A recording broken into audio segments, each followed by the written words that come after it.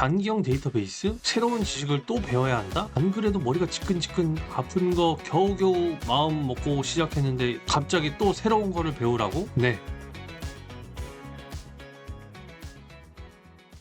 안녕하세요. 세상의 모든 업무를 자동화하는 세문자입니다. 여러분, 이전 영상에서 제가 AI 비서 작동시키는 원리에 대해 설명을 드렸습니다. 혹시 영상을 못 보셨다면 여기 영상 다시 보고 와주시면 좋을 것 같고요. 세상의 모든 업무를 자동화, 바로 이 세 가지만 알면 다 할 수 있다 해서 설명드렸던 그 세 가지 중에 하나, 스프레드시트. 제가 업무 자동화에 정말 많이 활용하고 있는 스프레드시트에 대해서 조금 딥하게 얘기 드려볼까 합니다. 스프레드시트, 그게 뭐지? 직장인분들이라면 한 번쯤은 들어보셨을 거라 생각이 드는데요. 그럼에도 대부분 회사에서는 스프레드 대신 엑셀을 가장 많이 쓰고 계실 겁니다. 제가 말씀드리는 스프레드시트는 엑셀이 아닌 구글 스프레드시트고요. 엑셀을 웹상에서 구현한 거라고 보시면 됩니다. 몇몇 분들은 스프레드를 이미 써보셨을 겁니다. 그리고 이런 생각도 많이 해보셨을 거예요. 엑셀이랑 비슷한데 묘하게 불편하네. 엑셀이 훨씬 더 편한 것 같은데? 네, 맞습니다. 원래 기존에 익숙한 거에서 새로운 걸로 바꿔가려면 전환 비용이 발생해서 어렵게 느껴집니다. 불편함을 느낄 때도 있고요. 저도 엑셀을 정말 많이 사용했던 한 사람으로서 엑셀에서 스프레드시트로 바꿔서 사용하는데 적응하기 정말 힘들었습니다. 그리고 엑셀에 편리한 함수가 많기도 하고 이른바 UX, UI가 어떤 면에서는 더 편하기도 하니까요. 하지만 여러분들이 이 영상을 왜 보고 계시죠? 업무 자동화에 대해 알고 싶으신 거 아닌가요? 업무 자동화를 하려면 구글 스프레드시트 반드시 써야 합니다. 제가 지금부터 구글 스프레드시트를 써야 하는 이유 5가지를 말씀드리겠습니다. 일단 가장 중요한 첫 번째, 구글 스프레드시트는 관계형 데이터베이스처럼 사용하실 수 있습니다. 사실 업무 자동화를 하려면 무언가 데이터를 효율적으로 저장하고 데이터 간에 유기적으로 관리하는 시스템이 필요한데 보통 데이터의 양이나 관리 방법에 따라 차이가 있겠습니다만 아마 많은 분들이 마리아DB 같은 관계형 데이터베이스를 사용하시고 계실 겁니다. 근데 여러분, 나는 코린이잖아요. 아직 코딩 배우기도 벅찬데 관계형 데이터베이스? 새로운 지식을 또 배워야 한다? 안 그래도 머리가 지끈지끈 아픈 거 겨우겨우 마음 먹고 시작했는데 갑자기 또 새로운 거를 배우라고? 네, 깨고 싶어지죠? 저도 공감합니다. 근데 구글 스프레드시트를 잘만 활용하면 관계형 데이터베이스처럼 효율적으로 데이터를 관리할 수 있다는 사실 알고 계신가요? 네, 지금 이 얘기를 드린다는 게 조금 어려운 얘기일 수 있겠습니다만 일단은 뭔지는 모르겠지만 구글 스프레드시트가 업무 자동화에 적합한 기능을 제공한다.